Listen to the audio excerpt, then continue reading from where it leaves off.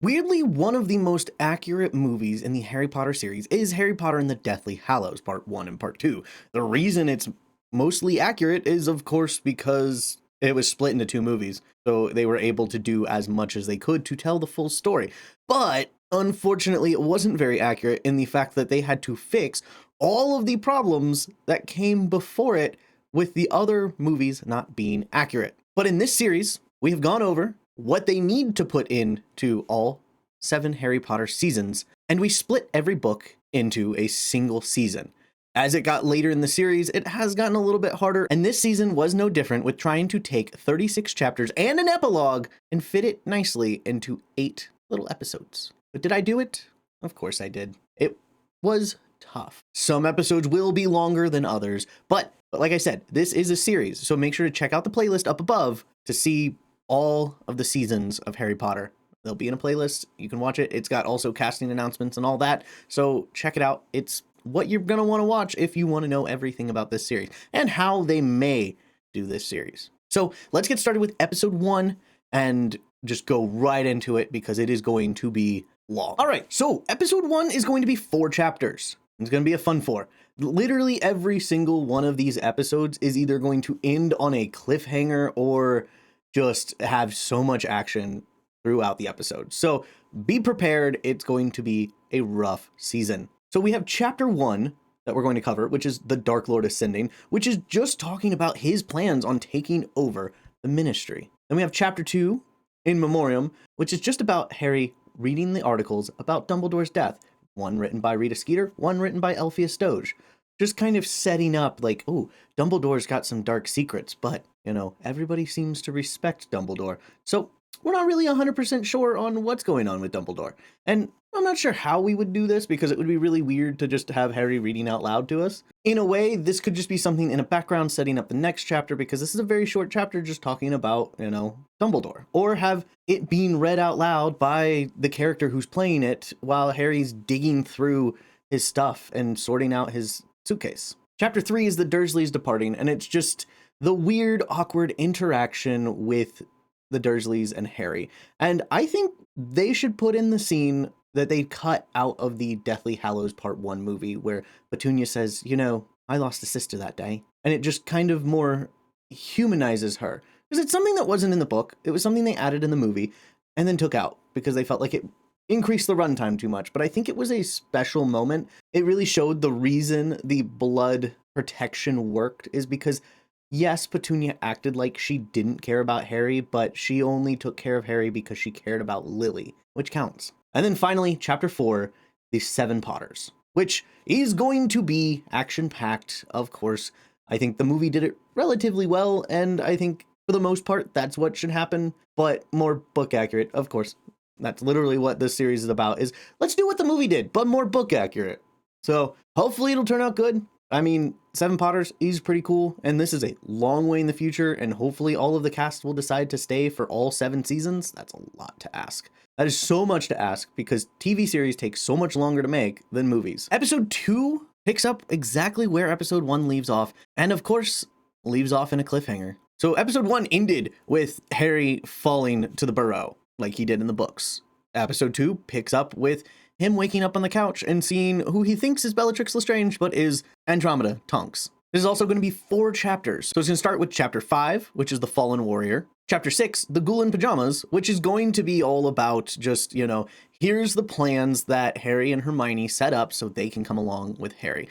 And also just trying to figure out how they're going to make these plans while also Molly Weasley knows something's up and is trying to prevent them vehemently from meeting up. Then you have chapter 7, The Will of Albus Dumbledore, which shows that, you know, the Ministry is not at all what we expect a Ministry to be. They have taken power into their own hands and just want to make sure that they look good, not that they are actually doing good. But during this scene, we also kind of get everything we need to succeed within the end. All the information is right there, and everything you need to survive is in your hands. And then finally, chapter 8, The Wedding. So we get the wedding, and we get to see Crumb, we get to see Luna, we get to see Crumb lay out Luna's father, and, you know, just all of that. And then the episode ends with Kingsley Shacklebolt's voice coming over his Lynx Patronus, going, "The ministry has fallen, the minister is dead, he is coming, he is coming." And then Harry, Ron, Hermione get together and apparate, and that's the end of the episode. Like I said, cliffhanger. Where did they go? What are they doing? Stay tuned for next week on Harry Potter. Wonder if all the shows are going to have subtitles. We'll talk about that in a later video. So this is where it started to get complicated. How do we split all of these episodes? We don't want an episode where they're just walking through marshlands or just hanging out in an old decrepit house. So trying to figure out how much information to give without giving away too much and making the runtime be way too long. So we have episode 3. We pick up where we left off, which is them trying to find a place to hide. They end up on Tottenham Court Road in a cafe, and they say Voldemort. We don't really catch it, but they say it, and then all of a sudden Death Eaters just instantly appear. And Harry recognizes them, and the easy way to show that he recognizes that guy looks familiar is having a flash of when he last saw him, and you'd be like, ooh, that's not good. They ultimately end up in Grimmauld Place, where we get to chapter 10, Creature's Tale, where we find out that the locket that Harry has not only is a fake, but actually belonged to his god uncle. God uncle? That'll work. God uncle. And then Creature admits, yes, that was Master Regulus's. He told me to take the real locket and destroy it, but I never was able to. It was unfortunately stolen by the sneak thief Mundungus Fletcher. Creature's not that proper. More of the ending is how Creature would probably sound, or just angry and raspy. And this sets up the rest of the episode. They are in hiding because somehow the Death Eaters can track them. They do stop saying his name, but weirdly enough, in the books, they actually do say Voldemort multiple times within Grimmauld Place, which is, I think, why the Death Eaters are outside Grimmauld Place, is they're like, maybe Harry's hiding here. Even though they think that, they're standing out there because they're like, Harry may own this place, so he may show up. But it's actually just because they keep saying Voldemort. And Lupin does show up in this and announces that Tonks is pregnant and he's going to run out on her. And Harry says, "You're a loser." And then they fight, and that's a quick scene. But the ultimate part of this story is the latter half. So we finally find Mundungus Fletcher, and we are told that, yes, I did have the locket, but I gave it away to a squat little toad of a woman. And everybody's like, oh, is it pink? Is she pink? Is it the pink lady? Oh, not Dolores Umbridge. And then our first of many heists, the heist of the Ministry. And that's exactly what the rest of the episode is going to be. You have Magic is Might, where they go into the Ministry, and then you have the Muggle-born Registration Commission, which is them basically breaking out of the Ministry. So you have the whole story of them finding out, hey, we got to go in here, we got to do this, we got to do that. Oh, crap, we're caught. They apparate away, but as they apparate away, you see that Yaxley went with them. And that's where it cuts off. We don't see them landing. We just see them leaving with Yaxley. And you're like, oh, crap, what is going to happen? Splitting this book into 8 parts seems like an easy task. Oh, that's so easy. It's 36 divided by 8 is 4.5. So you just have 4 episodes with 4, and then 4 episodes with 5 chapters. Yeah, that's so easy. But does it tell the story that we want to tell? That's what gets us to episode 4, which covers 6 chapters. Because I tried to see if I could get it to 5 chapters, but it just didn't work. Because this told a cohesive story from beginning to end with the 6 chapters. And if I added some of these chapters to the next one, then it made that one too long. So it was a tough one. So 6 chapters in this episode. We have 14, The Thief. 15, The Goblin's Revenge. 16, Godric's Hollow. 17, Bathilda's Secret. 18, The Life and Lies of Albus Dumbledore. And finally, Chapter 19, The Silver Doe. And of course, you're probably looking at it and go, I see the story. So we start with Harry, Ron, and Hermione landing in the Forest of Dean, or wherever the Quidditch World Cup was. They went to so many different forests throughout this book. But they land in where the Quidditch World Cup is, and wait, why are we here? And she has to explain, well, Yaxley was attached to me, so as soon as we got to Grimmauld Place, I apparated again and left him there. Which she should have apparated, brought him here, then dropped him off, and then went back, because he would have never been able to find number 12 Grimmauld Place if they did it that fast. But now they found it. Wow, It's not really a plot hole, it's just, lack of thinking. But we have the whole idea of, oh, hey, now we were on the run before, but now we're actually on the run and we have no place to go. We have a locket, no way to destroy it, and we are nowhere closer to finding the other ones, which is the sentiments that Ron exactly has in this episode. Then we get the Goblin's Revenge, where we find out, oh, the sword was in Dumbledore's office, but now is in the Lestrange vault, and there's a fake in the vault. So where is the real sword? And that was the last straw for Ron. Ron goes, listen, we know what we need, and we can't even get it. Because the one that we thought was real and where it is, number one, is a fake, and number two is locked in Gringotts. But it's a fake, so what's it matter? Where's the real one? So Ron goes, peace out, A-Town, I'm gone, and apparates out. We then just have Harry and Hermione being a little bit sad that Ron left, but they're like, the mission must continue. So they go to Godric's Hollow in hopes to find some information. Maybe that'll be a good place for Dumbledore to hide something. They end up there, find out that it's a trap, try to escape, and steal a book, because Hermione hasn't read any new books in a long time. So of course she's like, hey, look, an opportunity, let me take it. And then Harry, now with a broken wand, kind of feels defeated, kind of feels like he's just on the wrong path, sees a bright light off in the distance and realizes, is that a doe? Chases after it and finds the Sword of Gryffindor just happened to be sitting in a pond that is frozen over. He dives in, gets choked out by the locket, and then is grabbed in and pulled out by none other than Ronald Weasley. So this episode doesn't end on action per se, but it ends on a win, which is one of the things that this season really needs is, hey, yeah, we've been winning, but losing. We got the locket, but we lost the house. So, hey, we got to win. We got a sword and a Ron back. So win-win. And the locket's destroyed. Hey, this is a good mid-season because it's going to get rough in the next couple episodes. So this is where all the information comes together. We get episode 5, which is 4 chapters, 4 simple chapters. It was a little bit weird to try to break this up because I'm like, do I want to put these together? Do I not want to put these together? But I put them together. We get chapter 20, Xenophilius Lovegood. We find out that Xenophilius is a coward, and I don't blame him. The only thing he has in the world is his daughter, and they took his daughter away. So of course, what else should he do but turn his daughter's friends in to get his daughter back? But while we're here, we get the tale of the 3 brothers and the explanation of the title, The Deathly Hallows. And this, honestly, the way it was done in the movie is fantastic. And I would love for them to do something like that. Either that or do it just fully live. Not have a voiceover. You can start it off with a voiceover, but then just have 3 characters. Like, have a full story of them, go into more detail with it. Whatever. If you want to just have them read the story word for word, that's cool too. But you can do so much with it. But it would look weird if you copied it, you did something different.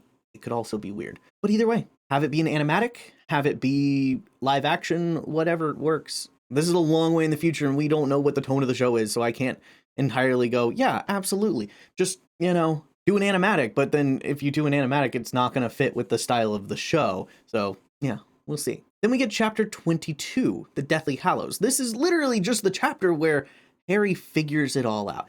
He figures out what Dumbledore wanted him to do. He figures out what Voldemort has been after all this time. He's looking for the Elder Wand. And then he says, Voldemort is looking for the Elder Wand. Oh, the name's taboo. Here come the Snatchers. And we're not going to have that weird chase scene. We're just going to have them coming in and going, we gotcha. And then taking them to Malfoy Manor because they're suspecting that this may be the one, the only Harry Potter. And we get the Malfoy Manor.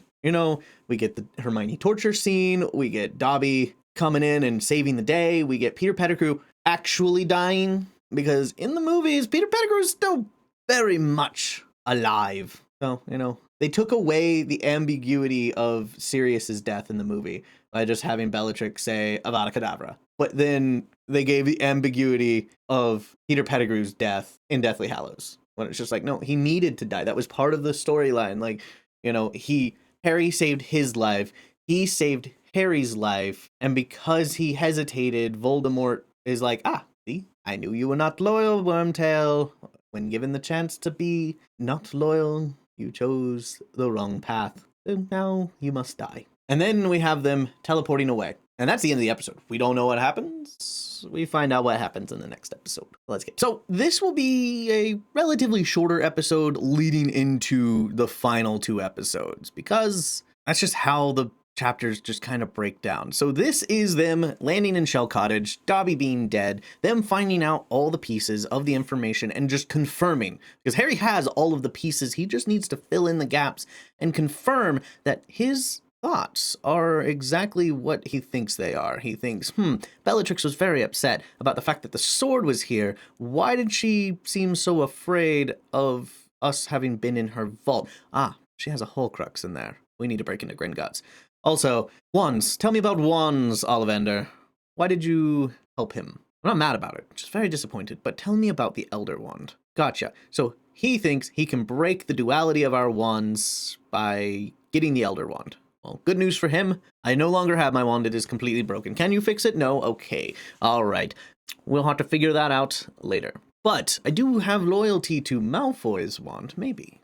Just maybe. I may have loyalty to the wand that he has just stolen. We will see. So we get chapter 24, the Wand Maker, chapter 25, Shell Cottage, and Bill kind of gives a warning. Hey, listen, I work with goblins. Don't trust them. They will turn on you if it means joining their own kind. So watch out for Griphook. He may seem nice, but he is kind of a butthead. And then we get to the big heist, the bank heist, the escape from Gringotts. We go in disguised. Bellatrix Lestrange, Invisible Harry with a goblin, and Ron with some facial hair. Oh yeah, nobody's gonna know who he is. They get in, the goblins immediately go, these are really bad disguises. Did you get these from Party City? And now all hell breaks loose. They try to steal the cup, Griphook takes the sword, and they escape on the back of a Ukrainian Iron Belly, which is epic and cinematic, and we just see them flying off into the distance, and that is the end of the episode. It's them getting away. It's a perfect end. Unfortunately, they do not have the sword. So once again, a win, but a loss. Alas, a loss. And here it goes. The finale. 2 parts. Episode 7, Episode 8. We are going to be covering 10 chapters over 2 episodes. Can we do it? Of course we can. Will it be pretty? Hopefully. So let's start. We have chapter 27, the final hiding place, because Harry is already put all the pieces together. Voldemort has now started to realize, oh crap, they figured out my secret. Because of course, they openly broke into Gringotts and stole the one item that he had hidden within Gringotts. So of course they're like, oof, nobody should have known about that item in that vault. Nobody should have even known that I owned Helga Hufflepuff's cup that I stole from Hepzibah Smith. Oh, how did he figure that out? And if he figured that out, oh crap, maybe he knows about the ring. Maybe he knows about the locket. But let me go check the ring first.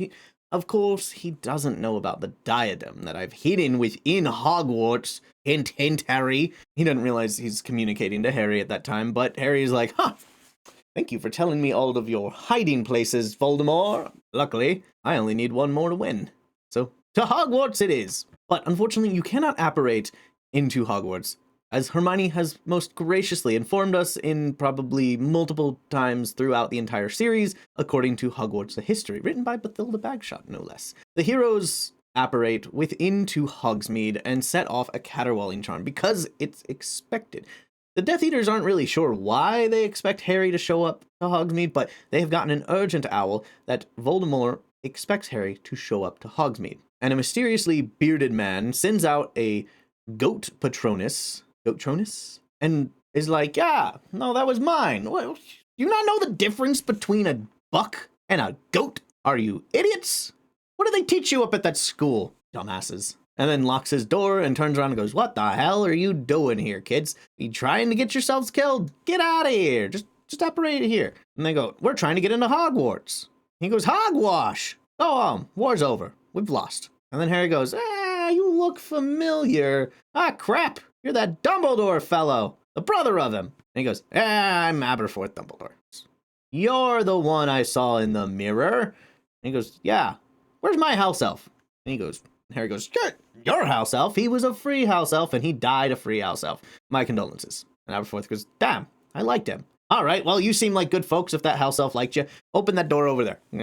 Hey, look, there's a Neville. And we end up within Hogwarts, And Harry goes, I'm looking for a tiara. And they go, why are you looking for a tiara? And he goes, because I want to look pretty. Duh. If I'm going to fight Voldemort, I'm going to do it in style. He goes, none of your business. I'm going to do something to it. And of course, Luna and Cho go, oh, we'll take you. And Jenny goes, Luna, you can do it.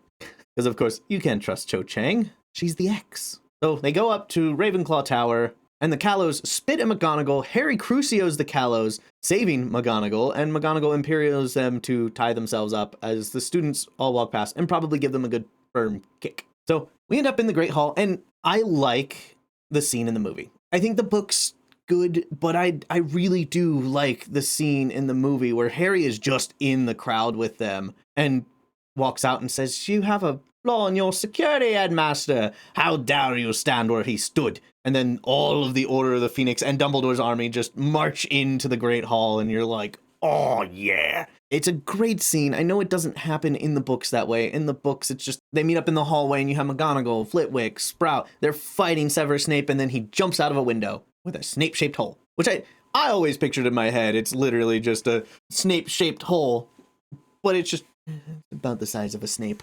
Snape size. And he flies off. Also a good scene, because then you have Slughorn just coming up and going, hey, what's going on? But we have to prepare for battle. And that's the end of the episode, is Snape escapes, and they're preparing for battle. It's a shorter episode, but the finale is going to be so long and so good. Let's get to it. So the final episode of this final season of the series, most likely, is going to be 6 chapters and an epilogue long. It's going to be a long episode, but it's going to tie everything up in a nice little bow. It's going to have flashbacks and all sorts of fun things throughout it. Let's go through the chapters real quick, and then we will go through the whole episode. You have chapter 31, the Battle of Hogwarts. Chapter 32, the Elder Wand. Chapter 33, the Prince's Tale. Chapter 34, the Forest Again. Chapter 35, King's Cross. Chapter 36, the Flaw in the Plan. And of course, the epilogue, 19 years later. So that's it. That's the whole story. We're going to have the Battle of Hogwarts. Everybody fighting, people dying. We lose one of the twins. Percy comes back heroically and says, I'm here to fight for my family. Is it too late? Ron and Hermione have disappeared. Harry's running around looking for him because he thinks he knows where the diadem is. In the Room of Requirements, the Room of Hidden Things, the one place that Voldemort thought he was the only one who knew about it. Even though so many people throughout the years have found it and have hidden their stuff in there, he thought nobody's going to find my stuff. But where are Ron and Hermione? We'll cut to Ron and Hermione. They're down in the Chamber of Secrets. Somehow. Harry talks in his sleep.